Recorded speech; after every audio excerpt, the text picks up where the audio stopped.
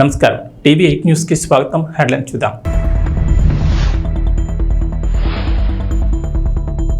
Telangana super game changer regional ring road 2 భాగాలుగా project. కేంద్ర ప్రభుత్వం కీలక అప్డేట్.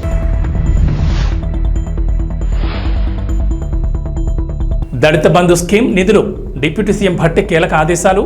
నిధులు పక్కదారి పడితే ఊరుకోమని హెచ్చరిక.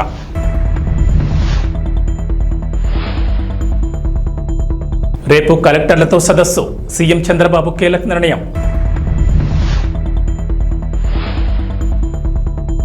తెలంగాణను వేడని వానలు. ఈరోజు పలు జిల్లాల్లో వర్షాలు. Telangana super game changer regional ring road project అని ప్రభుత్వ పెద్దలు చెప్తున్నారు. ప్రస్తుతం ఉన్న outer ring road game changer అయితే సగం తెలంగాణను అభివృద్ధి చేసే regional ring road super game changer అని అంటున్నారు. 2 భాగాలుగా ఈ ప్రాజెక్టును పట్టాలెక్కిస్తున్నారు. ఉత్తర భాగానికి ఇప్పటికే జాతీయ నెంబర్ను కేటాయించారు. మొత్తం 350 కిలోమీటర్ల మేర నిర్మించి తలపెట్టిన ఈ ప్రాజెక్టు ఉత్తర భాగం 161.59 కిలోమీటర్లు నిర్మించనున్నారు. రెండో దశలో దక్షిణ భాగం రహదారిని 189.20 కిలోమీటర్ల మేర నిర్మించనున్నారు. అయితే RRR నిర్మాణం కోసం త్రైపాక్షిక ఒప్పంద పత్రాల రూపకల్పన కసరత్తు తాజాగా మొదలైంది. గతంలో ఉత్తర భాగం కోసం త్రైపాక్షిక ఒప్పందాన్ని అధికారులు సిద్ధం చేశారు. అయితే తాజా పరిణామాల నేపథ్యంలో ఉత్తర దక్షిణ భాగాలు కలిపి ఒకే ఒప్పందం చేసుకునేందుకు వీలుగా కేంద్ర రహదారుల శాఖ అధికారులు సమాయత్తమవుతున్నారు.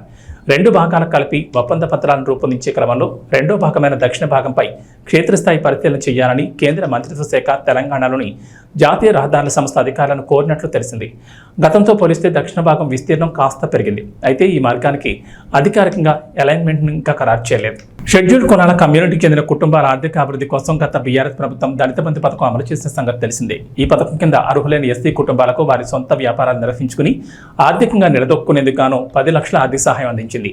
వారు చిన్న వ్యాపారాలు, వ్యవస్థాపక వెంచర్లు ప్రారంభించడానికి ఒక్కో కుటుంబానికి 10 లక్షల చొప్పున గ్రాంట్ రూపంలో అందించారు. ఆదాయ ఉత్పత్తి పథకాలను స్థాపించడానికి 100% గ్రాంట్ సబ్సిడీగా అర్హులైన ఎస్సీ కుటుంబాలకు 10 లక్షలు వన్ టైం పెట్టుబడిగా అందించారు. అయితే ఈ పథకం అమల్లో అనేక అవకతవకలు జరిగాయని ప్రస్తుత కాంగ్రెస్ ప్రభుత్వం ఆరోపిస్తోంది. ఎమ్మెల్యేలు, బీఆర్ఎస్ పార్టీ పెద్ద లీడర్లు కుమ్మక్కై నిధులను పక్కదారి పట్టించారనే విమర్శలు ఉన్నాయి. ఈ నేపథ్యంలో డిప్యూటీ సీఎం భట్టి విక్రమార్క కీలక ఆదేశాలు జారీ చేశారు. దళిత బంధు పథకం నిధులు దారి మళ్లితే ఊరుకునేది లేదని స్పష్టం చేశారు. ఖమ్మం జిల్లా చింతకాని మండల కేంద్రంలో దళిత బంధు అమలుపై అధికారులతో ఆయన సమీక్ష నిర్వహించారు. వారం రోజులుగా దారి మళ్లిన నిధులను తిరిగి లబ్ధిదారులకు అప్పగించాలని అధికారులకు కీలక ఆదేశాలు జారీ చేశారు. రైతు భరోసా గత ప్రభుత్వం అమలు చేసిన రైతు బంధు పథకం కింద 5 సంవత్సరాల్లో 80,440 కోట్ల రూపాయలు ఖర్చు చేసింది. దీనిలో అధిక శాతం లబ్ధి అనర్హులకి, సాగులో లేని భూమి యజమానులకి, రియల్ ఎస్టేట్ వ్యాపారులకి అందటం వల్ల నిధులు భారీగా దుర్వినియోగం అయ్యాయి. గత ప్రభుత్వం చేసిన ఈ నిర్వాహకం వల్ల ప్రభుత్వ సొమ్ము నిరుపయోగమైంది. గత ప్రభుత్వం వారు రూపొందించుకున్న నియమ నిబంధనలను వారే తుంగలో తొక్కారు. ఇది చాలా శోచనీయం మరియు క్షమించరాని నేరం. మా ప్రభుత్వం అర్హులైన రైతులకు మాత్రమే లబ్ధి చేకూరేలాగా రైతు బంధు పథకం స్థానే రైతు భరోసాను తీసుకొచ్చింది. ఈ పథకం ద్వారా అర్హులైన రైతులకు ఏటా ఎకరానికి 15,000 రూపాయలు చెల్లించాలన్నది మా ప్రభుత్వ సంకల్పం. దీని అమలుకు విధి విధానాలు చర్చించి నిర్ణయించడానికి ఒక కేబినెట్ సబ్ కమిటీ ఏర్పాటు చేశాం. ఈ కమిటీ పలు జిల్లాల్లో పర్యటించి ఆ ప్రాంత రైతుల్ని, వ్యవసాయ రంగ నిపుణుల్ని, మేధావుల్ని సంప్రదించి వారి అభిప్రాయాలను సేకరించింది. ప్రజాభిప్రాయాలన్నింటినీ క్రోడీకరించి వాటిని గౌరవ సభలో ఉంచి చర్చించి గౌరవ శాసనసభ్యులు అందరి అభిప్రాయాన్ని తీసుకొని అమలు చేయాల్సిన విధి విధానాలపై తగిన నిర్ణయం తీసుకుంటాం. ప్రభుత్వ విధానాలు పారదర్శకంగా ప్రజల భాగస్వామ్యంతో ఖరారు చేయాలి. అంతేకాని 4 గోడల గడిల మధ్యన కాదు అని మా పనితీరుకు రైతు భరోసా విధానం ఒక ఉదాహరణ. రాష్ట్రంలో కూటమి ప్రభుత్వం ఏర్పడిన తర్వాత తొలిసారి కలెక్టర్ల సదస్సును ఆగస్టు 5 నిర్వహిస్తున్నారు. అమరావతిలోని సచివాలయంలో జరిగే ఈ సమావేశాన్ని తొలుత 2 రోజుల పాటు నిర్వహించాలని భావించారు. తాజాగా దీన్ని ఒక్క రోజుకే పరిమితం చేసింది టీడీపీ కూటమి సర్కార్. ఇందుకు సంబంధించిన ఎజెండాను కూడా ఖరారు చేసింది. సోమవారం ఉదయం తొలుత వివిధ శాఖలపై సమీక్ష చేపడతారు. సాయంత్రం కలెక్టర్లు, జిల్లా ఎస్పీలతో శాంతి భద్రతలపై సమీక్ష నిర్వహించి సమావేశాన్ని ముగించనున్నారు. పాలనాపరమైన అంశాలు, విధాన నిర్ణయాలు, సంక్షేమ పథకాల అమలు, ఇసుక, వ్యవసాయం తదితర విభాగాల్లో నెలకొన్న సమస్యలపై ప్రభుత్వానికి స్పష్టత ఉండడంతో కలెక్టర్ల సమావేశంలో తొలుత ప్రాథమిక రంగాలపైనే చర్చించనున్నారు. మొదట వ్యవసాయం, అనుబంధ రంగాలు, అటవీ సంపద, గనులపై చర్చ జరిగేలా ఎజెండా రూపొందించారు. ఆయా అంశాలపై సంబంధిత శాఖల కార్యదర్శులు పవర్ పాయింట్ ప్రజెంటేషన్లు ఇస్తారు. తమ ప్రాధాన్యాలు, లక్ష్యాలను కలెక్టర్లకు వారు వివరించనున్నారు. మధ్యాహ్న విరామం తర్వాత బడుగు బలహీన వర్గాల సంక్షేమంపై చర్చించనున్నారు. అనంతరం వైద్య ఆరోగ్య శాఖ, సీజనల్ పరిస్థితులు, తీసుకోవాల్సిన జాగ్రత్తలు, విద్యారంగం, మున్సిపల్, సిఆర్డీఏ, పంచాయతీరాజ్, గ్రామీణాభివృద్ధి, గృహ నిర్మాణం, జలవనరులు, పౌర సరఫరాలు, పరిశ్రమలపై ప్రత్యేకంగా చర్చ, సాయంత్రం రెవెన్యూ శాఖపై చర్చ జరగనుంది. హైదరాబాద్ మహానగరం భౌగోళిక పరిధిని పెంచనున్నట్లు ముఖ్యమంత్రి రేవంత్ రెడ్డి ఇదివరకే ప్రకటించారు.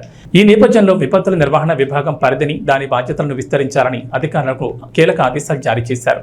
జీహెచ్ఎంసీ, దాని చుట్టూ ఉన్న 27 మున్సిపాలిటీలు, కార్పొరేషన్లు, మొత్తంగా ఔటర్ రింగ్ రోడ్ వరకు విపత్తుల విభాగం సేవలు అందించేందుకు వ్యవస్థాపరమైన మార్పులు చేయాలని చెప్పారు. విపత్తుల నిర్వహణ విభాగాన్ని ఇక నుంచి Hyderabad disaster response and asset protection agency అని పేరు మార్చాలని నిర్ణయించారు. ఈ నేపథ్యంలో హైదరాబాద్ పరిధిలోకి 33 గ్రామాలు చేరుస్తూ పంచాయతీరాజ్, గ్రామీణాభివృద్ధి శాఖ తాజాగా ప్రతిపాదనలు సిద్ధం చేసింది. హైదరాబాద్ పరిధిని ఓఆర్ఆర్ వరకు విస్తరించాలని రాష్ట్ర ప్రభుత్వం నిర్ణయం మేరకు మున్సిపాలిటీలు, మున్సిపల్ కార్పొరేషన్లు, గ్రామ పంచాయతీలను గుర్తించిన అధికారులు వాటి జాబితాను ప్రభుత్వానికి నివేదించింది. మొత్తం హైదరాబాద్ పరిధి 2053 చదరపు కిలోమీటర్లుగా నిర్ణయించారు. అందులో 33 గ్రామ పంచాయతీలు, విస్తీర్ణం 386.28 చదరపు కిలోమీటర్లుగా అధికారులు గుర్తించారు. ఈ గ్రామాల్లో 172,836 మంది నివసిస్తున్నట్లు నివేదికలు వెల్లడించారు. రైతు బజార్లను పటిష్టం చేయాలన్న ఆంధ్రప్రదేశ్ ముఖ్యమంత్రి చంద్రబాబు నాయుడు ఆదేశాలకు అనుగుణంగా అధికారులు చర్యలు చేపట్టారు. త్వరలోనే రాష్ట్ర వ్యాప్తంగా మొత్తం 100 మొబైల్ రైతు బజార్లను ఏర్పాటు చేయనున్నారు. వీటిని రాష్ట్రంలోని ప్రధాన నగరాల్లో ప్రారంభిస్తున్నట్లు ఏపీ రైతు బజార్ల సీఈఓ శేఖర్ బాబు శనివారం వెల్లడించారు. విశాఖపట్నం, రాజమండ్రి, విజయవాడ, తిరుపతి, కర్నూలు వంటి నగరాల్లో అపార్ట్మెంట్లు, గేటెడ్ కమ్యూనిటీ, శివారు కాలనీలో ఉండే ప్రజలకు ఈ రైతు బజార్ సేవలను అందుబాటులో తీసుకెళ్లాలని ప్రతిపాదించారు. ప్రస్తుతం మొబైల్ రైతు బజార్లో గుంటూరు, విజయవాడలో కేవలం 16 మాత్రమే ఉన్నాయి. మరో 100 మొబైల్ రైతు బజార్లను ప్రారంభిస్తామని ఆయన చెప్పారు. మరోవైపు రాష్ట్ర వ్యాప్తంగా ప్రస్తుతం 111 రైతు బజార్లు ఉండగా సాలూరు, అనపర్తి, అంగర, రాయవరం, బాపట్ల, వేంపల్లి, ప్రొద్దుటూరు, పత్తికొండ, ఆళ్లగడ్డ, పెలుగోడు, ఆత్మకూరు, మదనపల్లిలో కొత్తగా ప్రారంభం కానున్నాయి. వీటి నిర్మాణం పూర్తయిందని, త్వరలో ప్రారంభించనున్నామని శేఖర్ బాబు తెలిపారు. అలాగే ప్రతి మున్సిపల్ కేంద్రంలో రైతు బజార్ ఏర్పాటుకు ప్రతిపాదన ఉందని చెప్పారు. కానీ ప్రస్తుతం 98 మున్సిపాలిటీల్లోని 74 చోట్లే రైతు బజార్లు ఉన్నాయని వివరించారు. స్వాతంత్ర దినోత్సవం సందర్భంగా ఏపీ ప్రజలకు ప్రభుత్వం 3 శుభవార్తలు చెప్పనున్నట్లు తెలుస్తోంది. ఎన్నికల ప్రచారంలో భాగంగా సూపర్ 6 పేరిట 6 హామీలు ఇచ్చిన టీడీపీ కూటమి అధికారంలోకి వచ్చిన తర్వాత వాటి అమలుపై ఫోకస్ పెట్టింది. ఈ క్రమంలోనే ఆగస్టు 15 నుంచి 3 పథకాలను ఏపీ ప్రభుత్వం అమలు చేయనున్నట్లు ప్రచారం జరుగుతోంది. మహిళలకు ఉచిత బస్సు ప్రయాణం, తల్లికి వందనం పథకం, అన్నా క్యాంటీన్లను ఆగస్టు 15 నుంచి ప్రారంభించనున్నట్లు తెలుస్తోంది. అయితే అన్నా క్యాంటీన్ల ఏర్పాటుపై ఇప్పటికే స్పష్టత ఉంది. ఆగస్టు 15 నుంచి 100 అన్నా క్యాంటీన్లు ప్రారంభిస్తామని ఏపీ ప్రభుత్వం ఇప్పటికే ప్రకటించింది. ఈ క్రమంలోనే ఏర్పాట్లు కూడా జరుగుతున్నాయి. ఇక వీటితో పాటుగా తల్లికి వందనం, ఆర్టీసీ బస్సుల్లో మహిళలకు ఉచిత ప్రయాణం హామీలను కూడా అమలు చేస్తారంటూ వార్తలు వస్తున్నాయి. గత కొన్ని రోజులుగా వివిధ శాఖలపై వరుసగా సమీక్షలు జరుపుతున్న ఏపీ సీఎం చంద్రబాబు నాయుడు ఈ పథకాల అమలుపైన దృష్టి పెట్టినట్టు తెలుస్తోంది. మహిళలకు ఉచిత బస్సు ప్రయాణం హామీ అమలుపై ఇప్పటికే ఎంత ఖర్చు అవుతుందనే దానిపై అధికారులు లెక్కలు తయారు చేశారు. ప్రతి నెల 250 కోట్ల వరకు భారం పడొచ్చని అంచనాకొచ్చారు. ఇక పథకం అమలు చేసేందుకు పొరుగున ఉన్న కర్ణాటక, తెలంగాణ రాష్ట్రాల్లో అమలవుతున్న విధానాలను ప్రభుత్వం పరిశీలించనుంది. కాళహస్తిలోని ప్రభుత్వ ఆదేశాల మేరకు తల్లిపాల వారోత్సవాలను శ్రీకాళహస్తిలోని ఏరియా ఆసుపత్రి సూపరింటెండెంట్ విజయలక్ష్మి ఆధ్వర్యంలో ఏరియా ఆసుపత్రి నందు ఆసుపత్రి డాక్టర్లు తల్లిపాల యొక్క ప్రాముఖ్యతను, తల్లిపాలు బిడ్డకు రోగనిరోధక శక్తిని ఏ విధంగా కలిగిస్తుందో తెలియజేస్తూ గర్భిణులకు మరియు బాలింతలకు అవగాహన కార్యక్రమం నిర్వహించారు. ఈ కార్యక్రమంలో రోటరీ క్లబ్ ప్రెసిడెంట్ శైలజ మరియు సభ్యులు పాల్గొని గర్భిణులకు మరియు బాలింతలకు బ్రెడ్లు, పండ్లు, పాలు, చిన్నారులకు బట్టలు పంపిణీ చేశారు. రోటరీ క్లబ్ సభ్యులు మాట్లాడుతూ రోటరీ క్లబ్ సేవా కార్యక్రమాల్లో భాగంగా ప్రభుత్వం నిర్వహిస్తున్న తల్లిపాల వారోత్సవాలు పురస్కరించుకుని శ్రీకాళహస్తిలోని ప్రభుత్వ ఆసుపత్రి నందు గర్భిణులకు మరియు బాలింతలకు తమ వంతు సహాయంగా పాలు, పండ్లు, బ్రెడ్లు, చిన్నారులకు బట్టలు పంపిణీ చేశామని, తల్లిపాల యొక్క ఆవశ్యకత, తల్లిపాలు బిడ్డకు పట్టిస్తే ఎటువంటి లాభాలు చేకూరుతాయో తల్లులకు అవగాహన కల్పించామని తెలిపారు.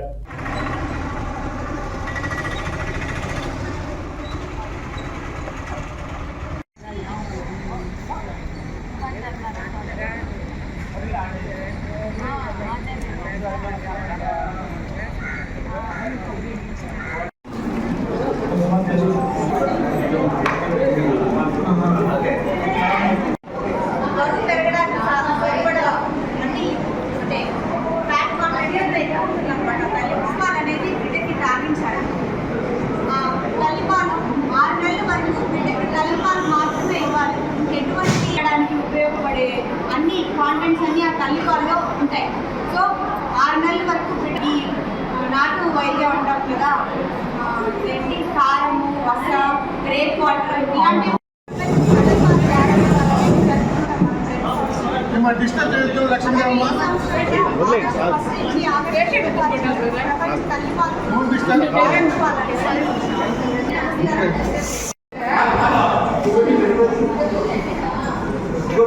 అనకాపల్లి జిల్లా చీడికాడ రావికవతం ప్రాంతాల్లో భారీగా గంజాయిని పట్టుకున్నారు. సుమారు 12 లక్షల విలువ చేసే 250 కేజీల గంజాయిని స్వాధీనం చేసుకున్నారు. గాంజా పాటుగా మనం మొత్తం అనకాపల్లి డిస్ట్రిక్ట్లో కూడా గాంజా మీద నిఘా పెంచడం జరిగింది.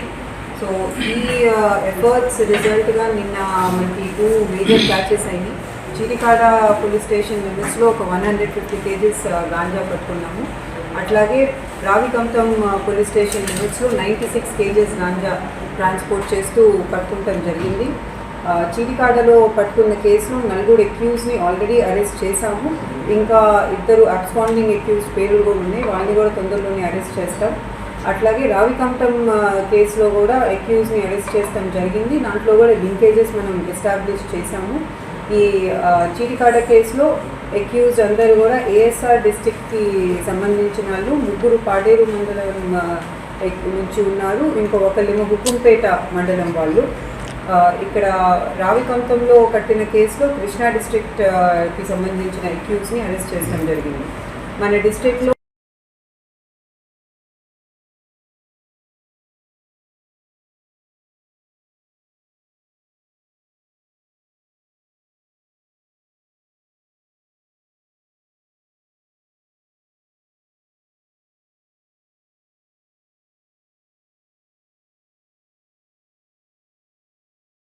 రాష్ట్రమంతా జలకళతో వెలుగోడు బ్యాలెన్సింగ్ రిజర్వాయర్ నుంచి మద్రాస్ కాలువకు నీటిని విడుదల చేసి ఒక గేటు ద్వారా మద్రాస్ కాలువకు 1000 క్యూసెక్ల నీటిని ఎమ్మెల్యే బుడ్డ రాజశేఖర రెడ్డి విడుదల చేశారు. నంద్యాల, వెలుగోడు, బండి ఆత్మకూరు, సిరివెల్ల, ఆళ్లగడ్డ తదితర మండలాల ప్రాంతాలకు సాగు, త్రాగునీరు అందే అవకాశం ఉంది. నీటి విడుదలతో రైతులు హర్షం వ్యక్తం చేస్తున్నారు.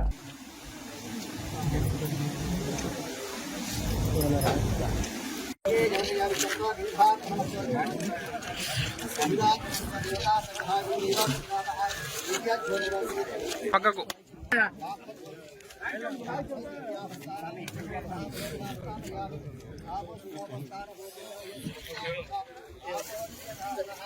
పక్కకు రా అనేసాలే.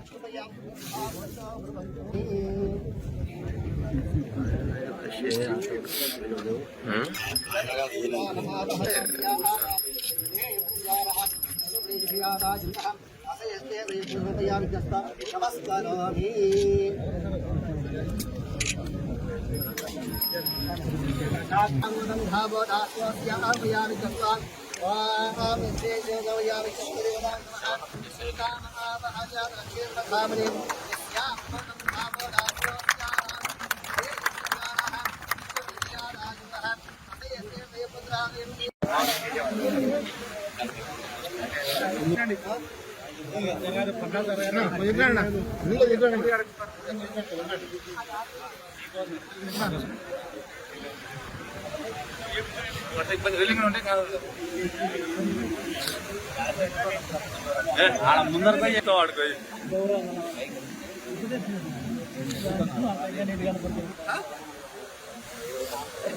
పవన్ ఫోన్ చెప్పాను చెప్పా మనప్పుడు ఏం చెప్తా పొమ్మని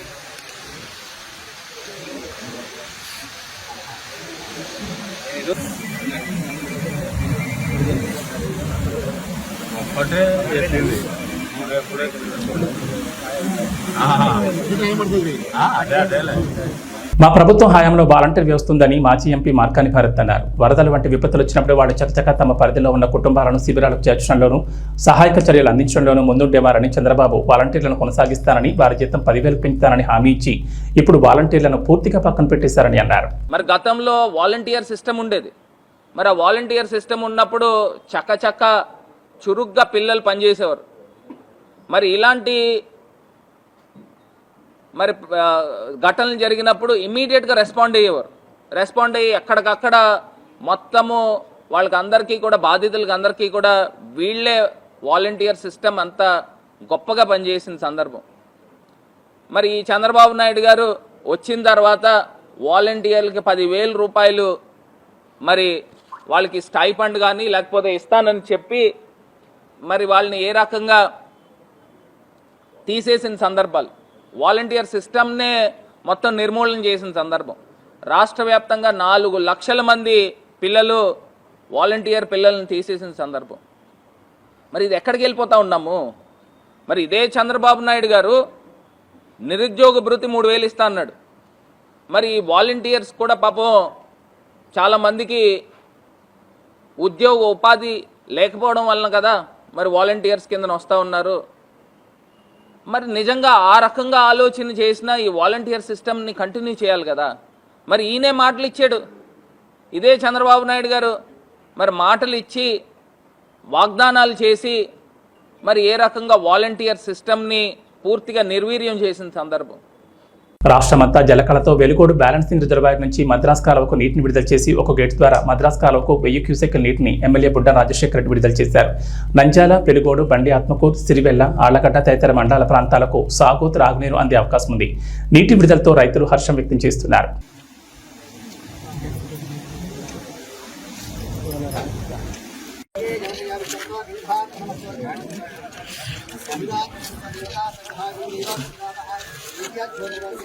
పక్కకు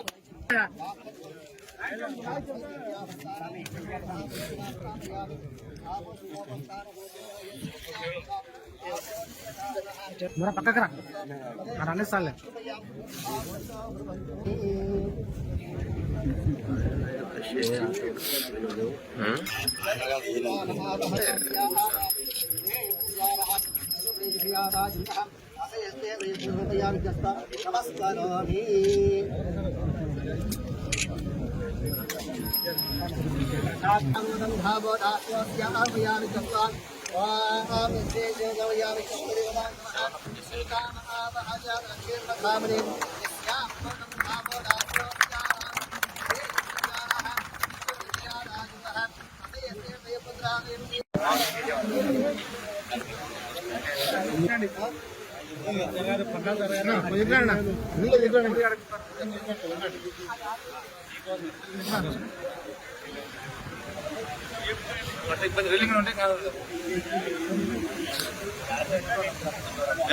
ముందర పోయి చెప్తావు ఆడుకో.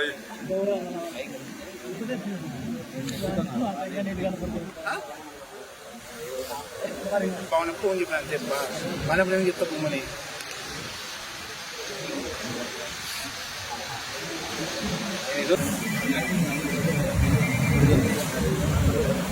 అప్పుడే చెప్పింది అదే టాలీవుడ్లో ది బెస్ట్ డాన్సర్ ఎవరు అంటే రామ్ చరణ్, జూనియర్ ఎన్టీఆర్, అల్లు అర్జున్ అంటూ చాలామంది ఆన్సర్ ఇస్తారు. కానీ గ్రేస్లో, స్టైల్లో మాత్రం ఆల్ టైమ్ గ్రేటెస్ట్ ఎవరు అంటే మెగాస్టార్ చిరంజీవి అని చెప్పక తప్పదు. ఎందుకంటే చిరు అలా స్టెప్ వేస్తే ఫ్యాన్స్కి ఇలా పూనకాలు రాక తప్పదు. వేసే చిన్న చిన్న మూమెంట్స్లో కూడా అద్భుతమైన గ్రేస్ ఉన్న ఏకైక హీరో చిరంజీవి అనేది అందరికీ తెలిసిందే. కానీ ఇటీవల ఓ ఇంటర్వ్యూలో హీరోయిన్ కీర్తి సురేష్ ఇచ్చిన ఆన్సర్ ప్రేక్షకులను అవాక్కయ్యేలా చేసింది. మీ ఫేవరెట్ డాన్సర్ ఎవరు, చిరంజీవి లేదా తలపతి విజయ్ అని యాంకర్ అడిగిన ప్రశ్నకు విజయ్ అంటూ కీర్తి సురేష్ సమాధానమిచ్చింది. దీంతో మెగా ఫ్యాన్స్ సహా తెలుగు ఆడియన్స్ కీర్తి సురేష్ను ఓ రేంజ్లో ట్రోల్ చేశారు. ఇక తాజాగా విజయ్ ది గోట్ సినిమాలో స్పార్క్ సాంగ్ను రిలీజ్ చేయగా ఇందులో తలపతి స్టెప్పులు చూసి మెగా ఫ్యాన్స్ తెగ నవ్వుకుంటున్నారు. ఈ పాట రిలీజ్ అయ్యాక కీర్తి సురేష్ విజయ్ని కలిపి తెగ ట్రోల్ చేస్తున్నారు. నిజానికి విజయ్ మంచి డాన్సరే, కానీ చిరంజీవి కంటే మంచి డాన్సర్ అన్నది మాత్రమే ఇక్కడ సమస్య. ఎందుకంటే తలపతి స్టెప్పులను తమిళ తంబేలు తెగ ఎంజాయ్ చేస్తారు, అది వేరే విషయం, వాళ్ళ ఇష్టం. కానీ కీర్తి సురేష్ తెలుగులో కూడా క్రేజులు నటి కావడంతో ఆమె చెప్పిన ఆన్సర్ మన వాళ్ళకి అస్సలు నచ్చలేదు. ఇక గోడ్ సినిమాలో స్పార్క్ పాటకి విజయ్ వేసిన డాన్స్ ఆయన ఫ్యాన్స్కే చాలా మందికి నచ్చలేదు. కావాలని విజయ్ని ట్రోల్ చేయడానికి ఇలాంటి స్టెప్పులు కంపోజ్ చేశారేమో అంటూ మెగా ఫ్యాన్స్ సెటైర్లు వేస్తున్నారు. వీటిని డిఫెండ్ చేసుకోవడానికి కూడా విజయ్ అభిమానులకు కుదరడం లేదు.